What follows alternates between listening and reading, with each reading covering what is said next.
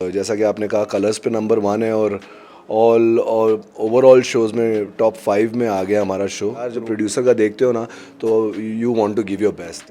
नारद जी एक फोटो। बोला हाँ हाँ आइए। और फिर नमस्कार, मेरा नाम पुनीत वशिष्ठ है और मेरा सौभाग्य है कि आज मैं मायापुरी पर इंटरव्यू देख रहा हूँ। बचपन से सुन रहा हूँ लेकिन आज मैं इंटरव्यू भी दे रहा हूँ उनके लिए। Thank you very much. Shiv Shakti की जय। वेल कंग्रेचुलेशंस पुनीत, जिस तरह से शो को जो है लोगों का रिस्पांस मिल रहा है, प्यार मिल रहा है, कलर्स पर नंबर 1 है एंड वीकेंड शो होने के बावजूद लोग प्यार दे रहे हैं। पहले तो उसके बारे में जानना चाहेंगे, हाउ डू यू फील जब इस तरह से रिस्पांस भी मिलता है फैंस का जितनी मेहनत आप करते हैं? बहुत खुशी और फल की नहीं लेकिन कर्म किया सब लोगों ने और उसका फल मिल रहा है। तो फल की कभी इच्छा नहीं थी लेकिन डेफिनेटली आज जैसा कि आपने कहा कलर्स पे नंबर 1 है और ऑल और ओवरऑल शोज़ में टॉप 5 में आ गया हमारा शो, और वो भी 40 एक दिनों में। तो मतलब इतनी रुचि है ऑडियंसेस में जानने के लिए कि शिव शक्ति क्या था और हमारे देवी देवताओं की क्या करनी थी और क्या उनका उद्देश्य था ये जानने का। तो अच्छा लगता है कि हिंदुस्तान में हिंदू और सनातन धर्म के बारे में सब लोग इतना कुछ जानना चाहते हैं, उनकी रुचि है। और हम भी अपने ग्रंथों को चिपक कर पूरी तरह शिव पुराण को साथ में लेकर चल रहे हैं, क्योंकि एक बड़ा सेंसिटिव टॉपिक है। हम खेल नहीं सकते हैं कोई एंटरटेनिंग नहीं, लेकिन हमारे पुराणों में काफ़ी एंटरटेनिंग चीज़ें होती हैं देवी देवताओं के बीच में। तो उसी एंटरटेनमेंट वाले पथ पर ही मेरी भूमिका है जो देव ऋषि नारद मुनि की है। तो कई बार इंटेंस हो जाता है सीरियल, तो नारद मुनि उसको संतुलित करते हैं अपने मतलब कॉमिक से और कॉमिक टाइमिंग से और अपने लाइट हार्टेड सीन से। तो जैसा कि आपने कहा बहुत खुशी है इस बात की कि मतलब टॉप 5 में आ गया और कलर्स का बेस्ट शो है, और ये हमें फ्यूल अप करता है और बेटर करने के लिए क्योंकि हमें पता है कि अभी हम एक सक्सेसफुल बोट में हैं, तो उसे चलते रहे और उसके मतलब पटवार चलते रहे और आगे समुंदर में बोट बढ़ती रहे, और ऐसी मेहनत करते रहेंगे। बिल्कुल ग्रेट। वेल स्वास्तिक प्रोडक्शन की बात करें तो ऐसे शोज़ के लिए ही ये प्रोडक्शन हाउस जाना जाता है। इनफैक्ट टेलीविज़न के शोज़ भी बनते हैं, टीवी शोज़ ड्रामेटिक, लेकिन ये शोज़ में भी एक अलग महारत हासिल की है Siddharth sir and all team. कैसा रहा अनुभव उनके साथ काम करना? Swastik is my favourite production house, इसलिए नहीं क्योंकि मैं उनके लिए भी काम कर रहा हूँ। शायद सिद्धार्थ कुमार तिवारी ये शो मेरा इंटरव्यू देखे भी ना हो, बहुत बिजी हैं। अभी रामायण भी लॉन्च हो रही है उनकी, और भी वो शोज़ 4 शोज़ चल रहे हैं उनके, और आज की डेट में एक सुपर्ब लेवल पर चल रहे हैं क्योंकि उनका क्रिएटिव विजन बहुत ही ब्रिलियंट है। और उससे ज़्यादा जिस किस्म के वो इंसान है, इतने कंपैशनेट है अपनी पूरी टीम के प्रति, क्योंकि हम अपना घर परिवार छोड़कर उमर गांव में गुजरात में रह रहे हैं, वहाँ पर काम कर रहे हैं, लेकिन हमारे घर परिवार को मिस करने जैसा कभी ऐसा लम्हा आता नहीं है।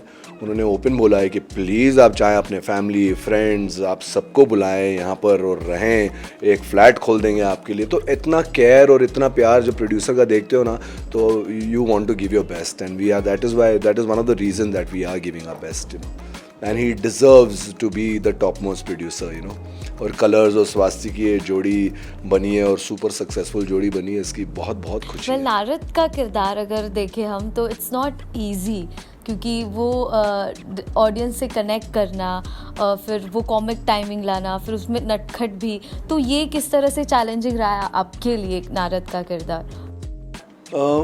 कॉमिक है, डेफिनेटली नटखटपन है और कॉमेडी जनरेट करते हैं, लेकिन नारद थे बहुत बड़े ज्ञानी।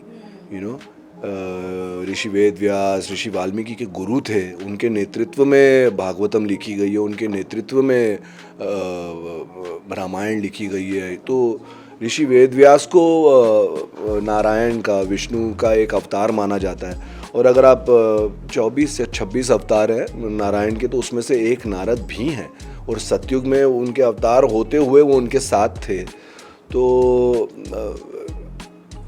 इंटेंस का जब क्रिएशन हुई इस सृष्टि की तो बहुत इंटेंस चीज़ें हुई। हमारे पहले एपिसोड में दिखा कि ब्रह्मा को 4 वेद उन्होंने किए, उनके 4 मुख हैं, लेकिन उनका एक अभिमान का 5वां मुख आ गया था। तो कैसे महादेव ने उस मुख को निकाला और मतलब उनका शीश काट दिया। और ये सारी चीज़ें मतलब मुझे खुद काम करते करते पता चल रही है कि हमारे अभिमान क्या होता है, काम, क्रोध, मोह, लोभ, अहंकार, ईर्ष्या, ये सारे जो जो मत्सर होते हैं उनको ईश्वर कैसे मतलब उनको ओमिट करते हैं, उनको कैसे निकालते हैं। तो देव भी थे और ऋषि भी थे नारद, उनका तीनों लोकों में आना जाना था।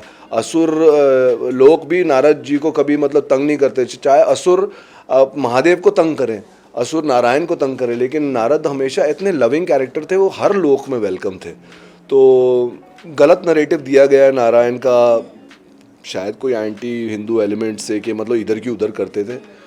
अगर इसको आप अच्छी तरह पवित्रता से कहें तो वो स्वर्ग लोक से, पाताल लोक से, असुर लोक से इन्फॉर्मेशन लेके जाते थे। जो आपका काम है जर्नलिस्ट का, तो वो इस ब्रह्मांड के पहले जर्नलिस्ट थे, और सृष्टि और ब्रह्मांड के कल्याण के लिए वो इधर से बात इधर लेकर जाते थे, उधर से इधर लेकर जाते थे, ताकि कल्याण बना रहे और शांति बने रहे पूरे विश्व में।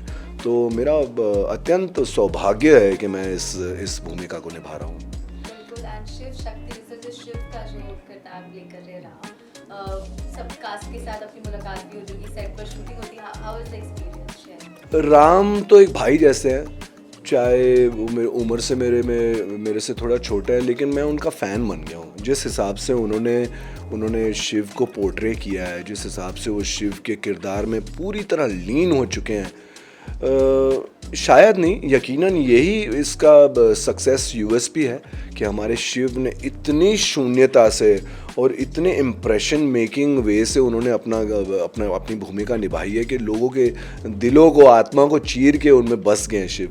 क्योंकि मैंने भी एज एन एक्टर पहले सोचा था यार पहली बार दाढ़ी वाले शिव, लेकिन ये औघड़ रूप है शिव का, और दाढ़ी के साथ लेकिन उनकी परफॉर्मेंस ऐसी हो रही है कि लोग इतना पसंद कर रहे हैं उनको, और लोग भी सेकेंडरी आते हैं। मैं भी सेट पर जब मेरा काम भी नहीं होता, मैं जाकर उनके सीन्स देखता हूँ, इतना मज़ा आता है। जो उनका इनपुट है ना, 25-26 साल काम करने के बाद ना आदमी थोड़ा मतलब कंप्लेसेंट हो जाता है, लेकिन उनको देखकर, उनकी परफॉर्मेंस को देखकर पूरा हमारा भी जुनून इंटैक्ट हो जाता है तो मन करता है कि भाई राम ऐसा करा तो हम भी ऐसा करें।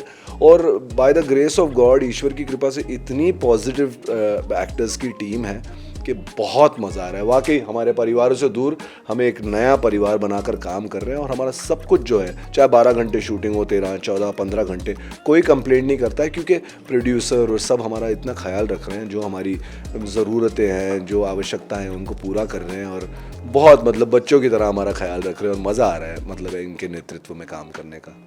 इस शो की स्पेशल बात है एक तो है कलर्स पे मेरे ख्याल से पहला फैक्चुअल हिस्ट्री का शो है ना। मैं इसको माइथोलॉजी कहना पसंद नहीं करता है, फैक्चुअल हिस्ट्री है। ये हमारे युगों युगों की कहानी है, ये सत्य है।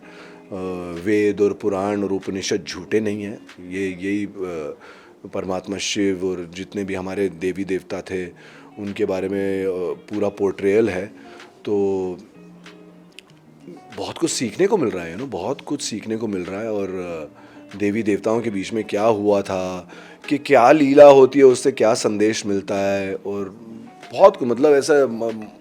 मैं पहले भी थोड़ा अध्यात्म के प्रति झुकाव था, लेकिन अभी और ज़्यादा हो गया है, क्योंकि आप जब उठो तो आप बाजू में शिव जी देख रहे हो, आप विष्णु देख रहे हो, और खुद आप एक भगवान बने हो। सैटरडे संडे हमारे सेट पर काफ़ी लोग आते हैं फ़ोटोज़ खिंचवाने के लिए। तो पहले भी एज एन एक्टर फ़ोटो खिंचवाई है, लेकिन अभी लोग जब आते हैं तो ऐसे, नारद जी एक फोटो। बोला हाँ आइए। और फिर दिल से मतलब फ़ोटो के बाद ऐसा नहीं कि फ़ोटो खिंचवा के चले गए, तो बोला मस्त रहिए, खुश रहिए, स्वस्थ रहिए, आपको खूब लक्ष्मी प्राप्त हो, ऐसा ऑटोमेटिकली निकल जाता है दिल से। तो बहुत बहुत मज़ा आ रहा है। क्या बात है। वेल ऐसे ही एंटरटेन करते रहे आप, और शो ऑडियंस को और भी पसंद आए, और भी व्यूज़ आए। और क्या कुछ फैंस को आप कहना चाहेंगे? ये भारत भूमि है, ये हिंदुस्तान है, और अगर आप ये कैसे रचा गया, इस कलयुग में हम जीते हैं, लेकिन इसके पहले भी 3 युग थे। अगर उसके बारे में जानना है, आपको ईश्वर की लीलाओं के बारे में जानना है, और बहुत ही रिलेटिव तरीके से, कुछ हार्डकोर जैसे आपने पहले देखा है, मतलब एक प्रचंड हिंदी विंदी ऐसा नहीं है डेफिनेटली बहुत कुछ हिंदी में भी सीखने को मिलेगा। रोज़ मुझे 3 या 4 शब्द हिंदी के सीखने को मिलते हैं यहाँ पर।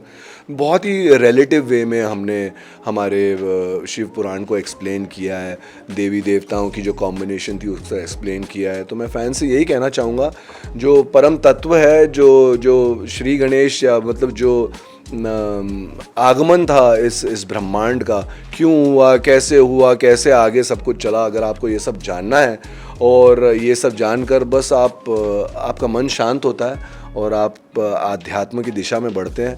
क्योंकि देखिए रिलीजन, मैं लास्ट चीज़ यही कहना चाहूँगा, रिलीजन और स्पिरिचुअलिटी में फ़र्क होता है, लेकिन अगर आप पुराण और वेद पढ़े तो आपको वो फ़र्क ख़त्म हो जाता है। क्योंकि हमारे ईश्वर ने, हमारी देवी देवताओं ने जब कुछ भी कहा तो ये सनातन धर्म ही था, और सनातन धर्म इस सारे ब्रह्मांड को एक परिवार की तरह मानता है। कुछ मज़हब हैं जो अपने मज़हब को अपना मज़हब मानते, तो ये परिभाषा है ही नहीं हमारे संस्कारों की, हमारे ग्रंथों की। तो सबको फॉलो करना चाहिए। और ऐसा शो जब आया है और लोग वाकई आज की डेट में, कलयुग एक अपनी चरम सीमा पर है, तो लोगों को शांति मिल रही है, खुशी मिल रही है, उनको कुछ सीखने को मिल रहा है। इसलिए तो आज 1.5 महीने के अंदर हमारा शो टॉप 5 में से एक हो गया है, क्योंकि लोगों को रुचि है ये सब सीखने की। तो बहुत कुछ सीखने को है। और हमारे वेदों में नारद मुनि जैसे किरदार हैं, शिवगण जैसे किरदार है जो आपको बहुत हंसाएंगे, और ये वाकई मतलब इंसिडेंट्स हुए थे। तो आप प्लीज़ शिव शक्ति देखते रहिए, हमारा अभिनय एंजॉय कीजिए। हमारी क्रिएटिव टीम्स ने, कलर्स ने, स्वास्तिक ने बहुत effort, day to day basis पे बहुत एफर्ट डालते हैं कि परम सत्य लोगों तक पहुंच सके। तो आप उस परम सत्य को खुली बाहों से स्वीकार करें, बस मैं यही कहना चाहूँगा। Thank you so much.